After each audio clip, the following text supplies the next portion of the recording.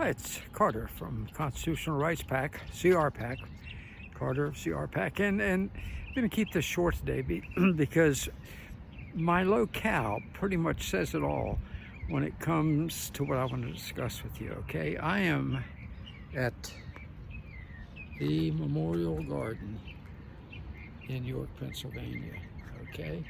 Here, and on all these walls beyond me, okay? I hope you can see them. Are the names. This is the Gold Star Garden. Gold Star Garden. That's part of the Gold Star you see there.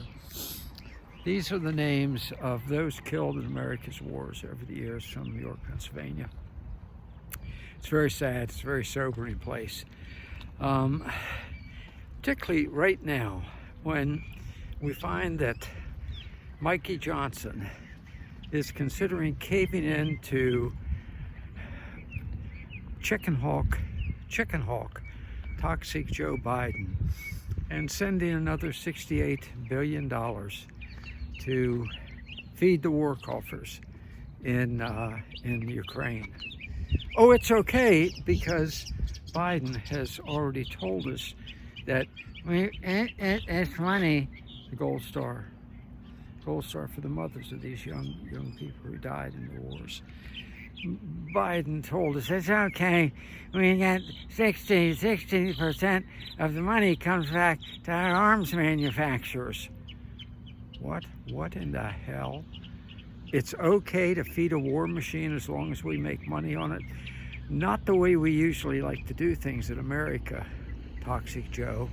And little Mikey Johnson. Look, 500,000 young Ukrainians have died in this useless war.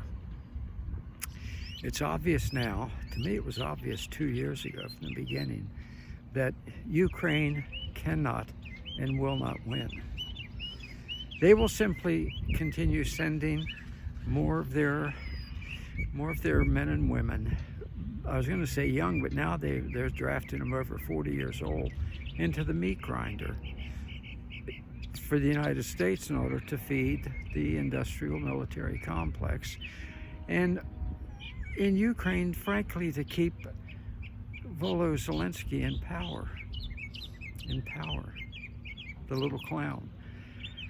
I want you to think for a second. 2 weeks ago, Zelensky said, only 31,000 Ukrainians have died. That is such a blatant lie that it almost takes your breath away. And it's a deliberate lie. At least 500,000 have died.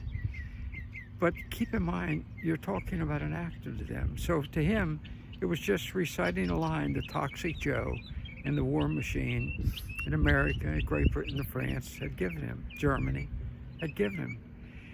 And he's a comedian, so he doesn't really deep down take much of anything seriously anyway, as long as he can be in costume. This is what we're dealing with here. This is why every American, now look, I don't even care if you were running around with your little blue and yellow lapel pin on and waving the blue and yellow flag outside your home at the beginning. By now, it's obvious, number one, that we provoked this war by the eastward movement of Ukraine, and number two, we cannot win. Don't save Joe Biden's face from yet another military defeat by supporting the continuing carnage of young Ukrainian and now older Ukrainian men and women. That's too sad. That's too sad for America to finance. Okay? So let's step up to the plate here, huh? Let's call for an end to this. Remember, for Russia, it's existential. They know they can't survive if they allow the United States, which put 12 CIA stations in Ukraine, and which has announced that our goal is to get rid of Putin and topple the Russian Federation. For them, it's existential. For us, it's fun and games. That's not good enough for America. So it's time to oppose this ghastly war. Settle for the status quo, or Russia's going to take more, I assure you, including Odessa. and let's bring this to an end. Let's do this thing. For God's sake,